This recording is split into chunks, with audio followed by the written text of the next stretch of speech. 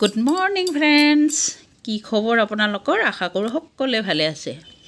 আপোনালোকে চাগে থাম্বনেইলখন দেখি পেলাই নিশ্চয় অনুমান কৰিব পাৰিছে নহয়নে? কিহৰ ওপৰত মই আজি ভিডিঅ'টি প্ৰস্তুত কৰিছোঁ। হয়, বৰ্তমান মই উপস্থিত আছোঁ এখন বিদ্যালয়ত, আৰু এইখন বিদ্যালয়তে আজি আমাৰ TLM মেলাৰ আয়োজন কৰা হৈছে। এয়া হৈছে 799 নং পুৰাণ বিজনী প্ৰাথমিক বিদ্যালয়।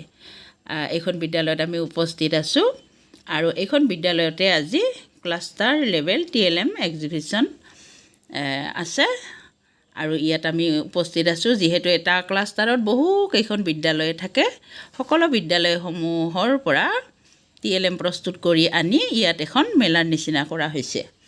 আৰু যিখন বিদ্যালয়ে ধুনীয়াকৈ TLM প্ৰস্তুত কৰি আনি মানে প্ৰদৰ্শিত কৰিব পাৰিব, তেওঁলোকক প্ৰাইজৰো ব্যৱস্থা কৰা হৈছে। এয়া হৈছে আমাৰ CRCC মহাশয় ছাৰ, আৰু ইয়াৰ পৰা এটি ভিডিঅ' যিহেতু মই প্ৰস্তুত কৰিছোঁ, ভিডিঅ'টি আপোনালোকে একদম শেষলৈকে চাব। আৰু ভিডিঅ'টি চোৱাৰ পিছত কেনেকুৱা পালে লাইক এটা কৰি দিব, কমেণ্ট এটা কৰিব, কমেণ্টটো কৰি পেলাই মোক উৎসাহিত কৰিব। আশা কৰোঁ আপোনালোকে সকলোৱে চেনেলটি ছাবস্ক্ৰাইব কৰি আগুৱাই নিয়াত সহায় কৰিব।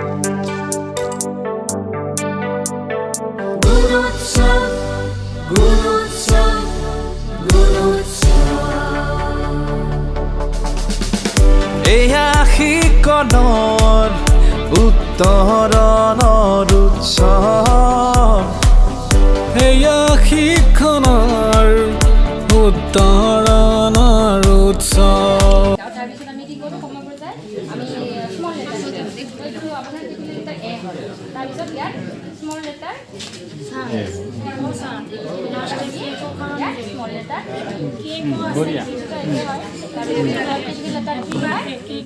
আদৰৰ আহিনত শৰৎ পৰে, হেমন্তত পৰে কাতি আৰু আঘোণ, শীতত আৰু পুহ আৰু মাঘ, এই যে বসন্তকালত আমাৰ ফাগুনৰ ওচৰত আমাৰ মানে 6টা ঋতু 2খন মাহ কৰি পাইছে আৰু কি আমাৰ এইটো মানে আমি এইটো এনেকৈ যদিও গোলপ আছিল, গোলপটো আমি এতিয়া গোলপ হিচাপে ধৰা নাই, আমি এনেকৈহে দেখাই দিম আৰু এনেকৈ।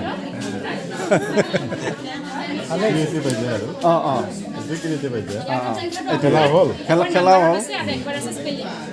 লিটাৰেচাৰ আৰু কি আছে? আপোনাৰ সংখ্যাটো আছে আৰু স্পেলিঙতো আছে 3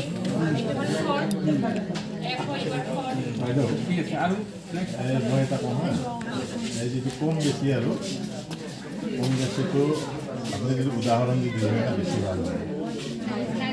মানে উদাহৰণ মানে কি বস্তুৰ দ্বাৰা আৰু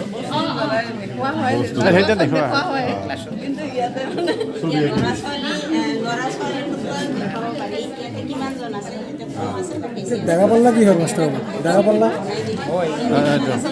কোনটো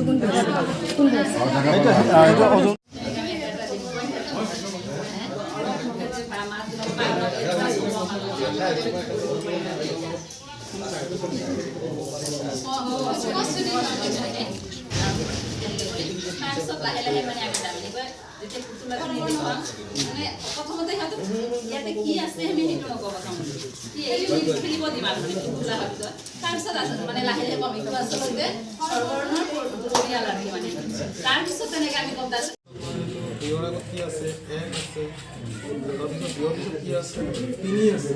ল'ৰা ছোৱালী টাইমত ছাত্ৰ ছাত্ৰী নহ'লে তেওঁলোকে নিজে এইটো চাব পাৰিব। তাৰপিছত এইটো যেতিয়া আয়ত্ত আগৰ পিছত যেতিয়া জ্ঞানটো আহি যাব, তাৰপিছত আমি অলপমান চেষ্টা কৰিছোঁ মানে যোগ ধাৰণা দিয়াটো।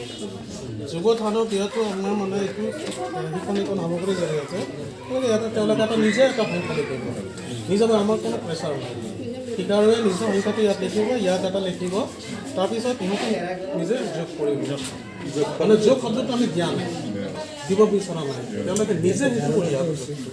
তাৰপিছত যেতিয়া আপোনাৰ টোটেলটো আহি যাব, মোমোটো আহি যাব, এইটো যোগ কৰি যিটো সংখ্যাটো কৰিব এইটো যেতিয়া আইটোটো হৈ যাব, ছাৰ এই কাঠি মণি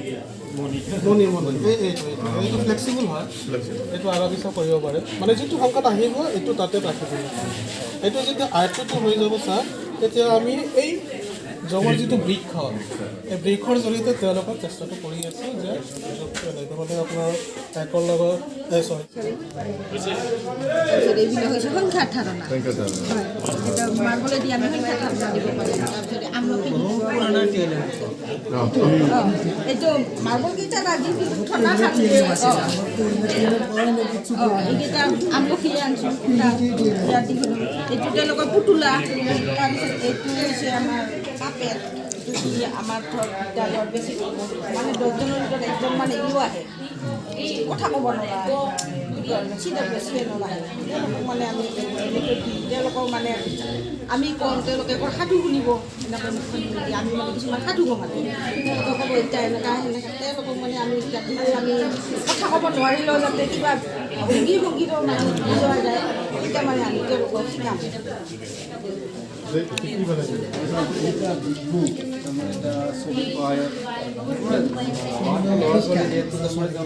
মৌখিক বিকাশ কিছুমান প্ৰথম কথা ক'ব পাৰোঁ চালে বস্তুখিনি কি আছে যিখন এতিয়া কি বুলি ক'ব লাগে কি কোৱা হয় পানী খাব পানী আছে কেনেকৈ ইয়াতে তেওঁলোকে ইয়াতে কি সুবিধা দি আছে পানীখিনি তাৰপাছত আপোনাৰ এতিয়া পানীখিনি গোটেইখিনি হোৱাৰ পিছত পইচা সংখ্যাৰ আৰু ইয়াতে এতিয়া ব আৰু ল লাগিলে বল কি হ'ল আমি এতিয়া দিওঁ দিয়াৰ পিছত ক'ব পাৰিব তেওঁলোকে সহজতে ক'ব পাৰিব অলপ মানে সহজ হ'ব আৰু বানানবিলাক কৰাত মানে সুবিধা হ'ব এনেকৈ বলটো লিখিলে বা কিতাপত পঢ়িলে এনেকৈ যদি আমি আখৰে আখৰে দি যাওঁ তেনেহ'লে অলপ সুবিধা হ'ব ইয়াৰ মাজত আৰু এটা বস্তু কৰিব পাৰোঁ ছাৰ জগৰ ধৰ্ণাটাও দিব পাৰোঁ ইয়াত এনেকৈ জগৰ ধৰ্ণাটাও দিব পাৰোঁ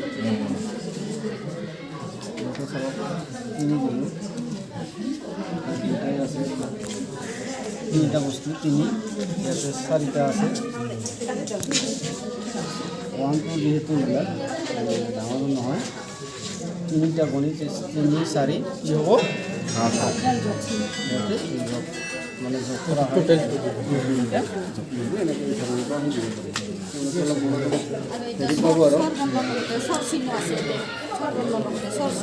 আপোনাৰ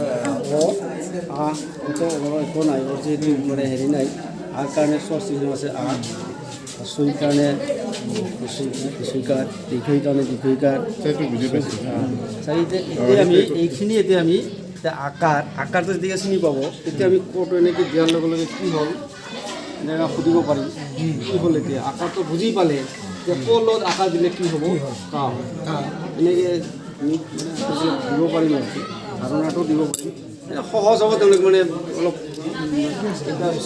পাব আজি ইয়াৰ পিছত আছে ইউনিভাৰ্চিটিৰ ইয়াতো আছে আপোনাৰ সৰু ডাঙৰ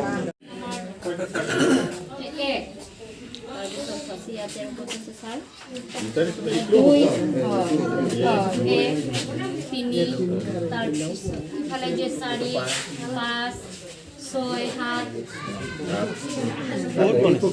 বট মিডিয়াম